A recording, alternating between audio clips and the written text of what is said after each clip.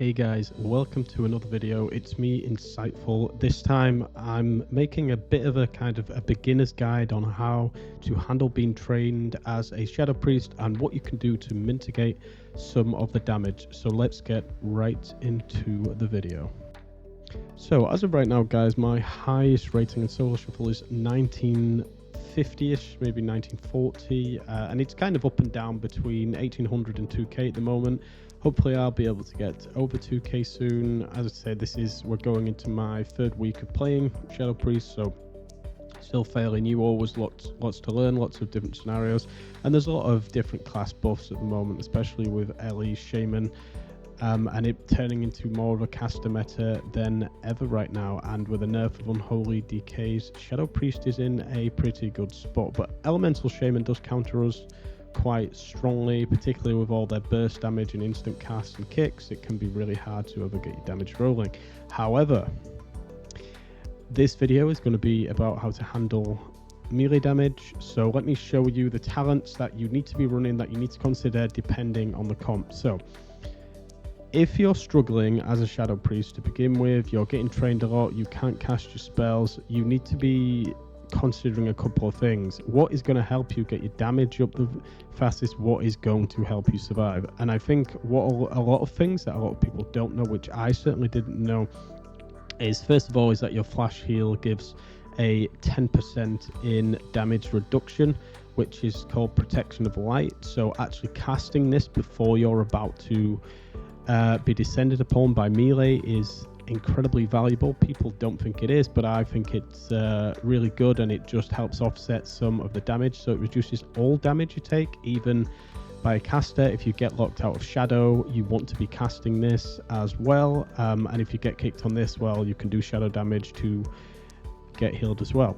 The next thing that you should be looking at is going Light's Inspiration for 15% extra health in Desperate Prayer. Every time a melee does a go on me, I pop Desperate Prayer and I fade instantly as fade reduces the damage by 10% as well. I don't know if you people knew this. So popping fade at every opportunity is really, really valuable. I'm not sure where exactly the talent is. Maybe it's one of these up here. But yeah, I'm pretty sure fade reduces damage by 10%. So using fade, using flash of light, is it, or flash heal to proc protective light is really good, and it just gives you kind of a wall almost every time they're going to do a go on you. However, obviously this is about how to remain alive. So the next thing we want to look at is what can we do to increase our health regeneration. So we've spoke about mitigating damage. We now want to look at health regeneration. So this is where your hero talent's coming. So we've got two talents and they're both really, really good. The first one is Void Leech. So every 2 seconds, siphon an amount equal to 3% of your health from an ally within 40 yards of you. And this is massive. So basically what you're doing is you're siphoning 3% of your health every 2 seconds from your teammates. And it won't appear in damage done, but it will appear in healing done. So if you're using it, you will see it there. And this is what you want to use into a melee heavy lobby. If you're playing a caster heavy lobby, Warlock, another Shadowpriest, Frost Mage, you want to be going in Embrace the Shadow, so you absorb 3% of all magic damage taken, which is a considerable amount. And you also turn 100% of the shadow damage that you absorb heals you. So this is pumping out the heals even more. So was I playing it here? So Embrace the Shadow, yeah, healed me 200k there. Again, it just depends on the lobby. Magic damage is in almost every game, so you can take this a little time. However, I do prefer this Void Leech. Some games this has healed me for 14, 15, 16 million. The next thing that you want to do is to always be thinking about your positioning relative to the healer. You don't want to be stood on top of your healer. You want to be in a position where you can easily get CC on the enemy healer. So if you're playing into a double caster lobby, you want to be placing yourself kind of towards the enemy healer, but also in a position where you can line of sight good abilities. And this is so you can get CC on the enemy healer, to keep up pressure, which obviously helps to reduce the amount of damage. The next thing is ramping up your damage. So at the start it can be really difficult. You've got a target coming towards you, you're trying to vampiric touch, they've charged you, kicked you, stone bolted you, stunned you, gripped you, you have nothing really to use. This is where Shadow Crash comes in. Now what I often do, I will PI as soon as I can, really, as soon as my teammates, these are ASPI, they do the go. Now the reason that I PI early is so that I can get a really fast vampiric touch, so then I get another instant cast, which is Unfurling Darkness, to then put onto the other DPS. Now with this up, you're going to heal 30% of all damage done from Vampiric Embrace, so you want to be aiming to get these up straight away. Now also, what I didn't realize is that Mind Flay does help to increase the uptime on both these, so you want to be casting Mind Flay as often as you can in between those kind of low damage burst moments, just to keep up the time. However, you're probably going to get kicked on this, so what I tend to do to restack my dots is I will pull them out of nowhere, and I will use Void Crash. I believe that's for Shadow Crash. Now the reason I don't use the one that automatically puts it on the floor is because it's very easy to dodge this, and I just like the fact that melee cleaves cluster, and if I use that, the chances are I'd dot up 2 of them, and then I can fake cast, or I can be casting Protective Light while my dots are ticking. I can be applying Devouring Ward, and then when I get a little bit of CC on them or on the healer, so let's say I've CC'd the healer and I've then silenced the healer, so I've then silenced the healer, I would then fear the guys that are on me, so I've used fear here, but then after I've used the fear, that's when I'd be using the Void Torrent. I'd also be stepping away from my Psyfiend, and I would be popping Vampiric Embrace during their go. And then obviously spamming DP, getting up Dark Ascension when you can, but it's just all about using your cooldowns in a correct way. I spam Fade on CD, or whenever I'm getting charged, they're about to do a go, I will spam Fade, pop Desperate Prayer when they're charging at me, just to give my healer that little bit more of a cushion, so where if we can survive the first go without having to use the CD, that's fine. So that's kind of how I set up my goes. So just to go for it again, I'll have all my dots rolling. Let's see, we get them up with Shadowy Crash. The healer's over there, so I'm just clicking for this. I would then do that, and I'd have PI, I'd have Dark Ascension up, I'd be using that, and then maybe what I could be doing, if I'm near the healer, I could get a fear if it's a caster lobby. If not, you're going to always keep your fear for the melee cleaves, and then, when you fear, you can pop Void Ascension, you can pop other things, and then you're going to do your damage, go forward with big DP, then going to re-CC the healer, follow up with DP. You're going to make sure that you have Psyfiend out as well at every possible opportunity. A little tip with Psyfiend is try and use it and then instantly run away. And also, if you can't CC the DPS, then pop Angelic Feather and use Shadow Crash away, and if possible line behind a pillar, pop out, use DP, use DP, use DP again, and you just kind of repeat this whole process every 30 seconds, and it's pretty insane, really. I also use Divine Star on cooldown as much as I can. It gives me a little bit more of a heal every 15 seconds, which I think is really valuable. And don't be scared to use Dispersion early as well. So what you got to remember is Dispersion, you can use this when you're in a stun as well. You can't use it when sometimes if you're locked out of Shadow, but you can use it if you are silenced. So this is like a bit of a tricky one to understand. Some people think you can use it when you've been kicked. You can't. You can only use it when you've been silenced. So try and Dispersion high as well. It's not necessarily for when you get to 20%. I see a lot of people, including myself, Dispersion when I'm low. If you can use it high, it just makes the healer's life a lot easier, and you're just avoiding the damage on their go. So I'm now going to show you guys a clip of how I basically handled a melee lobby, 2 rogues and a monk. Again, I'm not focused all the time, but you'll notice I kind of get into the habit of certain things that I've just said. And yeah, let's pay attention, see what I do, see what I don't do. Anyway, guys, if this video has been helpful, please do comment, like, and subscribe. I really appreciate it. And also check out my Twitch stream. I'm live most evenings of the week. Bye.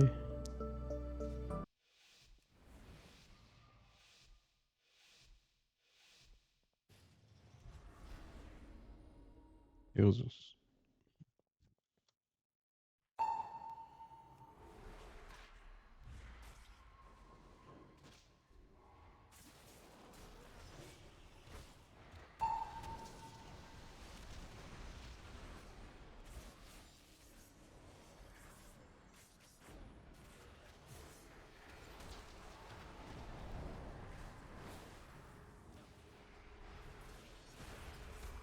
Jesus Christ. Die. This is ridiculous. Like I've literally not even got a single.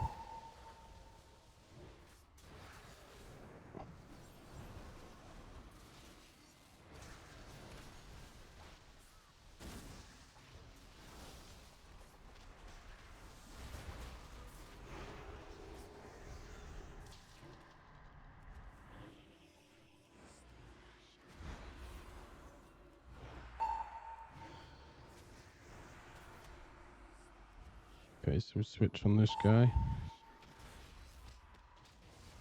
They're gonna kick me insta if they've got a brain.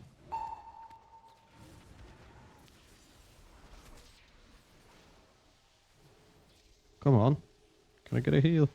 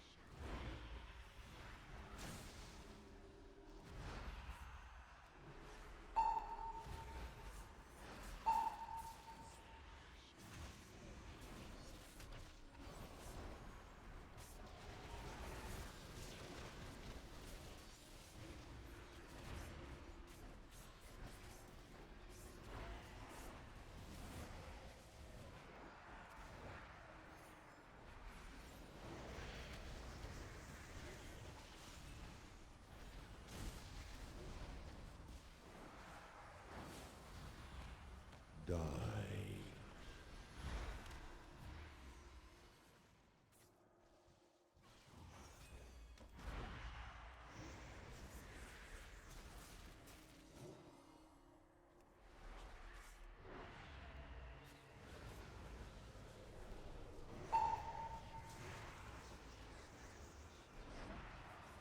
Nice.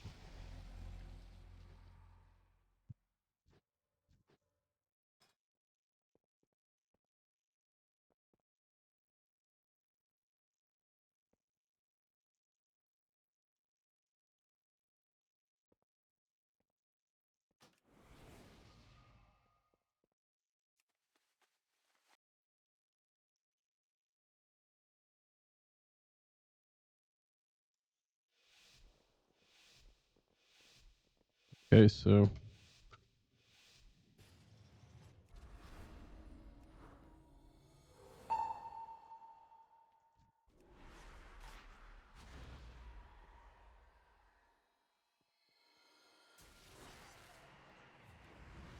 Die.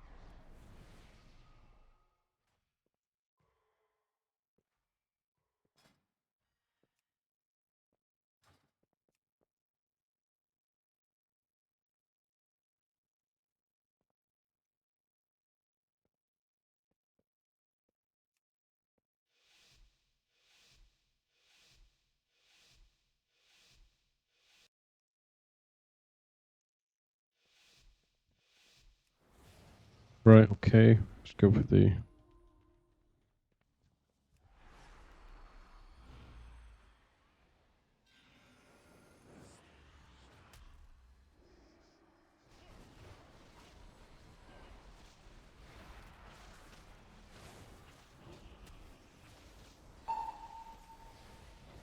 Shouldn't really done that, but...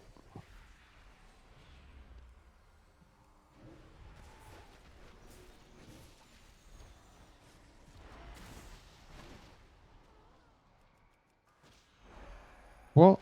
I can't seem to...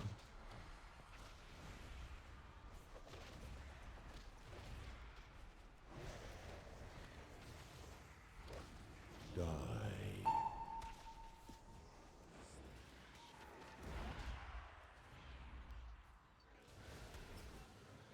That was really weird. It was like my keyboard wasn't working.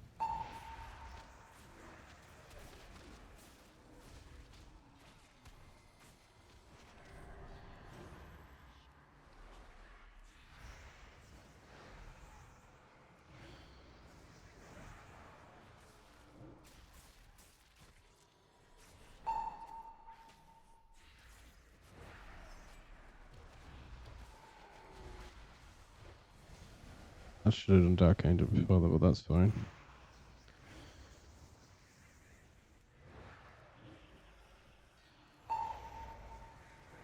Die.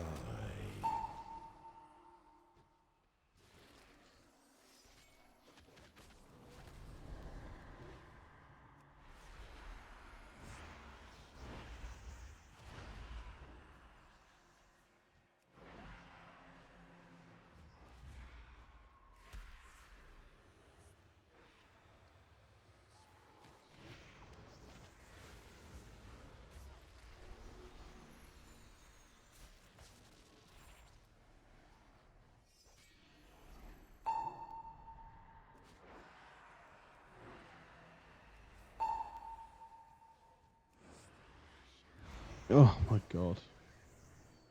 Dude, you've got cloak. Oh my god, he had cloak, bro. I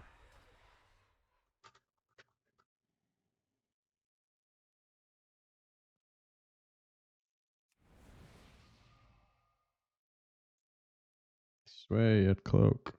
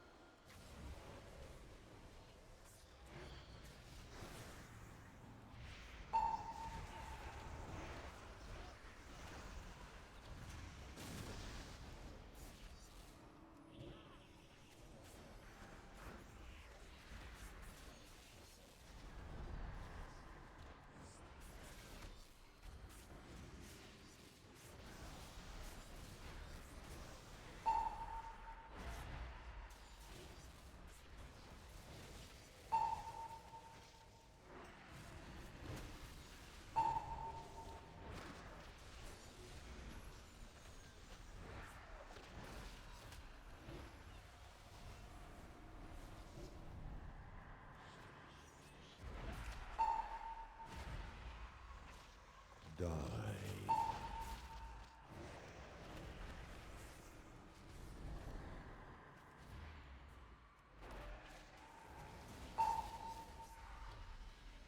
Camera.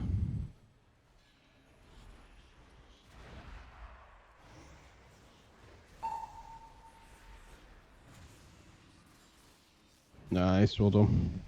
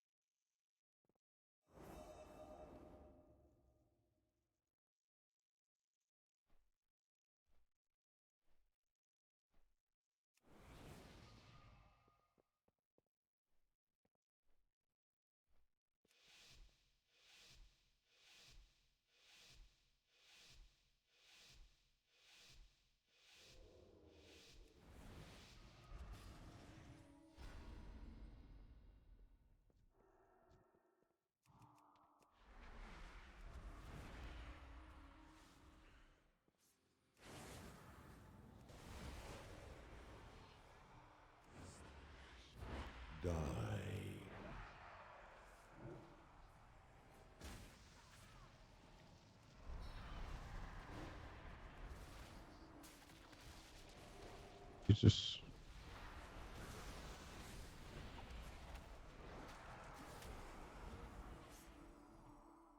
Let's just kick.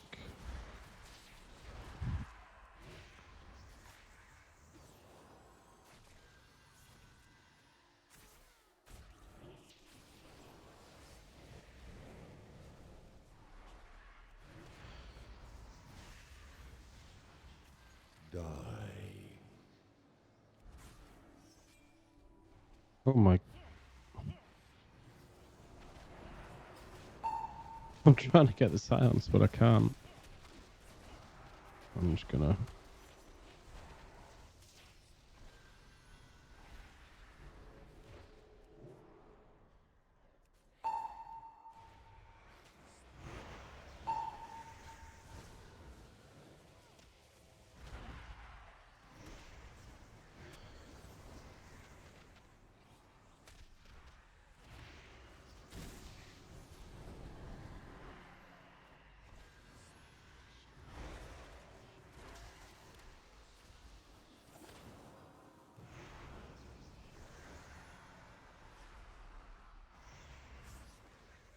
Die.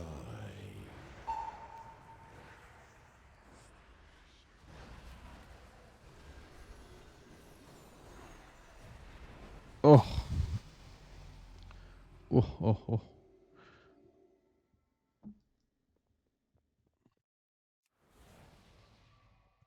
I don't need to like look at things a little bit more.